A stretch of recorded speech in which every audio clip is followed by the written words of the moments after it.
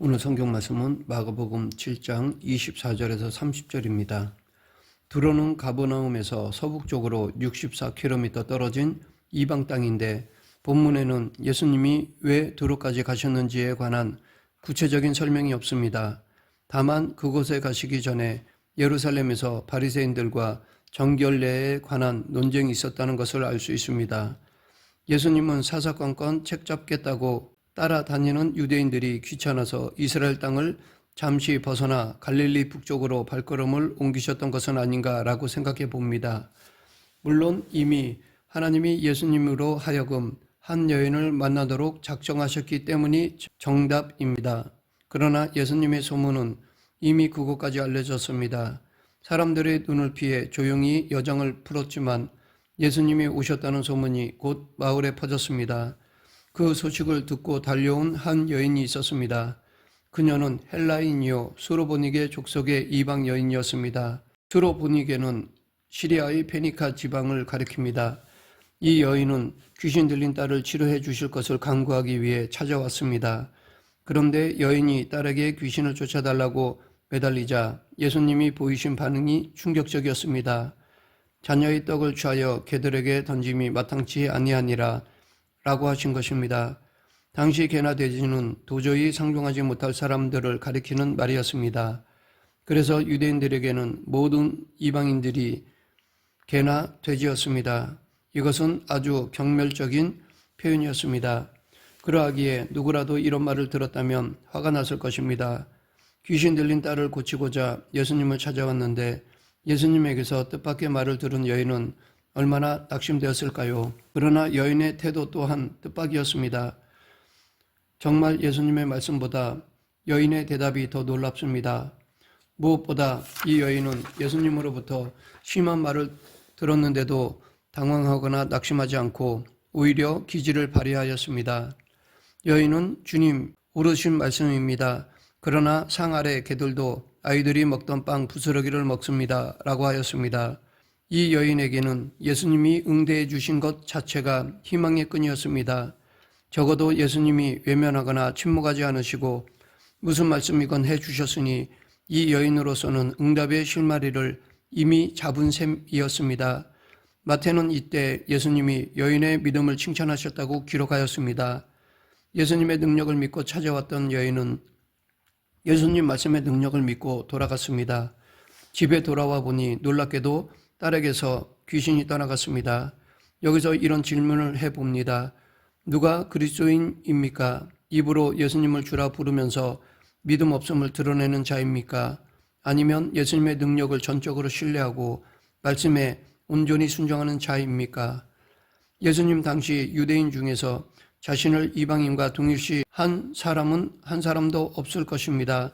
더욱이 이방인들이 하나님의 자녀가 될 수 있다고 생각한 유대인은 한 사람도 없었을 것입니다. 그런데 예수님은 이 여인의 믿음이 크다고 말씀하셨습니다. 그것도 12 제자들 앞에서 칭찬하셨습니다. 그들은 모든 것을 버리고 예수님을 따랐던 자들이었습니다. 그런데 왜 예수님은 제자들 앞에서 이 수르보니게 여인의 믿음을 칭찬하셨을까요? 과연 어떤 믿음이 예수님이 인정하시는 참 믿음일까요? 첫째, 자존심보다 큰 믿음이어야 합니다. 왜 믿기가 어려울까요? 자기 자신이 가장 큰 걸림돌이라서 그렇습니다. 내 이성이 걸림돌이고 내 경험이 걸림돌이고 심지어 내 이름과 직함이 걸림돌입니다. 믿음의 출발점은 내가 믿는 대상이 나보다 크다는 것을 인정하는 것입니다. 바른 믿음은 내가 믿는 대상이 나보다 크다는 데에 의심이 없는 태도입니다. 자기가 믿는 대상 앞에서 내세울 자존심이 전혀 없어야 참 믿음입니다. 내 안에 계신 그리스도의 가치는 무한대입니다. 그래서 나의 가치는 작아져야 마땅합니다. 이것은 우리가 열등감에 사로잡혀야 한다는 것이 아닙니다. 다만 자존심이 교만의 다른 얼굴이어서는 안 된다는 것입니다. 수르보니게 여인은 예수님에게 이렇게 말한 것입니다. 예수님 앞에서 제가 개면 어떻고 돼지면 어떻습니까? 주님의 긍휼을 입을 수만 있다면 저에게 개, 돼지라고 해도 괜찮습니다. 예수님은 그녀의 바로 이 믿음의 태도에서 그리스도인의 참 모습을 보신 것입니다. 예수님이 믿음을 칭찬하신 또 다른 이방인이 있었습니다. 로마의 백부장입니다.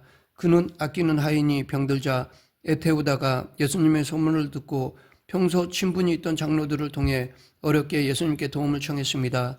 그러자 예수님이 내가 가서 고쳐주리라 라고 응하셨습니다. 그런데 정작 백부장은 주여 내 집에 들어오심을 나는 감당하지 못하겠사오니 다만 말씀으로만 하옵소서.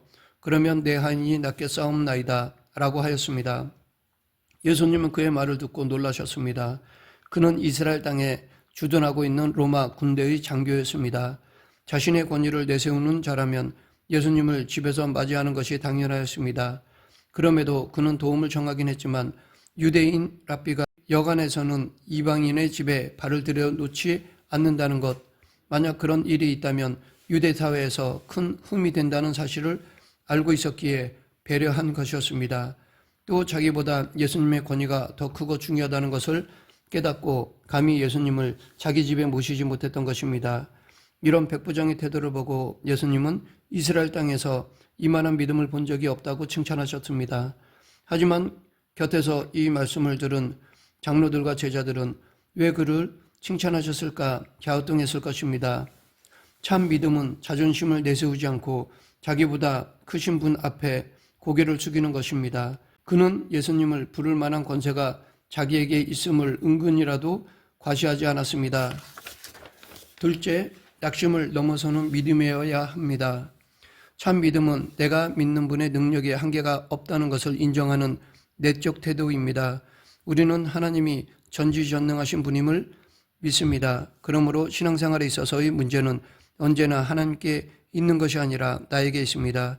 하나님의 능력이 부족해서가 아니라 우리가 하나님의 능력을 제한하는 데서 문제가 비롯됩니다. 그리고 하나님의 능력을 제한할 때마다 우리는 믿음으로 낙심합니다.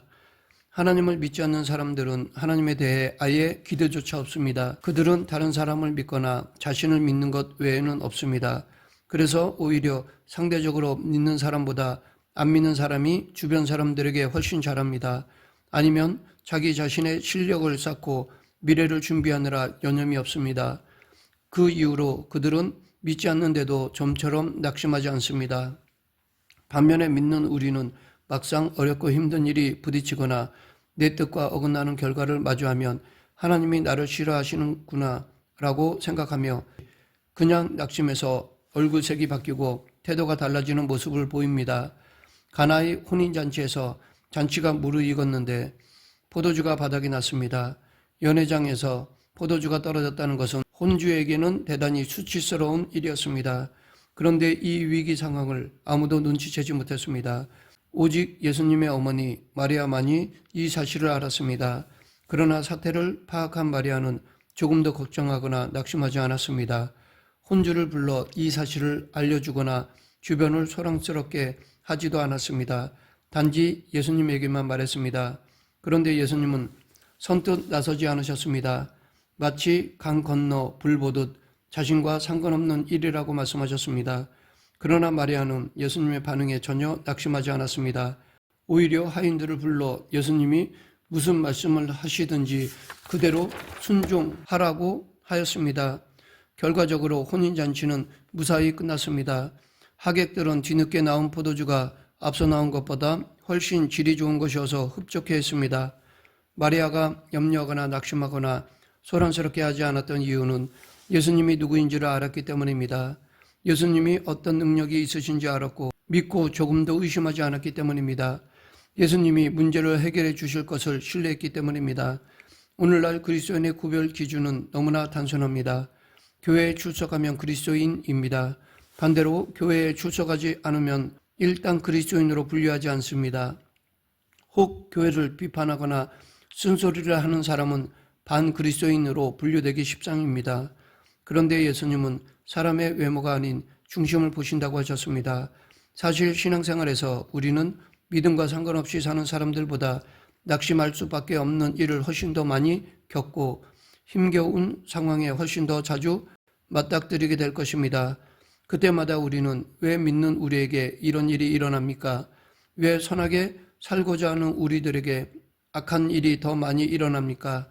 하나님이 살아계시다면 어떻게 하나님의 자녀들에게 이런 일이 일어날 수 있습니까? 라고 탄식합니다. 믿음이 없다면 그냥 운이거니 체념하고 말겠지만 오히려 믿음이 있어서 더 크게 실망하고 낙심합니다. 그러나 우리가 반 그리스도인이 아니라 참 그리스도인이라면 이때 바라봐야 할 것은 세상도 상황도 아닙니다. 오직 십자가에 달리신 예수 그리스도이십니다. 우리가 기댈 곳은 돈도 권력도 인맥도 아닙니다. 오직 부활하신 예수님뿐입니다.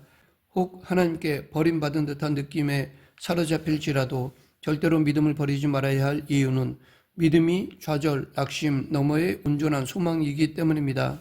사도 바울은 낙심 너머의 소망을 붙들었기에 고난과는 비교할 수 없는 영광의 광채로부터 시선을 거두지 않을 수 있었습니다. 바울은 고난 중에도 낙심할 이유가 없다는 것을 깨달았습니다. 바울뿐 아니라 성경에 나오는 하나님의 부르심을 입은 자들은 어떤 상황도 그들을 낙심시키거나 절망하게 만들 수 없음을 깨달았습니다. 하나님을 사랑하는 자에게 일어나는 일은 그 어떤 것이라도 하나님이 궁극적으로 선을 이루어 가시는 일의 퍼즐 조각과 같습니다. 퍼즐에서 조각이 크다고 더 중요하거나 작다고 덜 중요하지 않습니다. 크든 작든 한 조각이라도 없으면 전체 그림을 완성할 수 없습니다. 이와 마찬가지로 우리의 인생에서 일어나는 모든 일들은 좋든 싫든 다 하나님의 섭리 안에서 이루어지는 것들입니다. 다 소중한 것들입니다. 예수님은 누가 보더라도 랍비 제자가 될 만한 사람들을 제자로 부르지 않았습니다. 예루살렘에 이름난 랍비라면 결코 문화생으로 삼지 않았을 사람들만 골라서 부르셨습니다. 실제로 그들은 하나같이 실망스럽게 행동했습니다. 그러나 예수님은 그들로 인해 낙심하신 적이 없으셨습니다. 때로 나무라기는 하셨지만 그것은 낙심하셔서가 아니라 후에 기억하도록 잘 풀어서 말씀해 주신 것입니다. 예수님은 제자들을 사랑하셨습니다. 말씀을 맺겠습니다. 세상 사람 모두가 낙심할지라도 그리스도인은 낙심할 수 없습니다. 왜냐하면 내 안에 계신 그리스도께서는 낙심하는 법이 없으시기 때문입니다. 우리는 세상을 살아갈수록 불신자들보다 낙심될 만한 일들을 더 많이 만날 것입니다. 이런 시대에 그리스도인의 사명은 사도 바울처럼 낙심하며 흔들리는 사람들을 붙잡아주는 일입니다. 우리도 바울처럼 하나님의 사랑을 확신하며 평안의 복음을 전하는 성도가 되길 축원합니다. 기도하겠습니다. 사랑과 은혜가 풍성하신 하나님 아버지, 급변하여 좌절, 낙심을 겪을 수밖에 없는 이 시대에 복음으로 극복하는 저희 모두가 되게 하여 주시옵소서.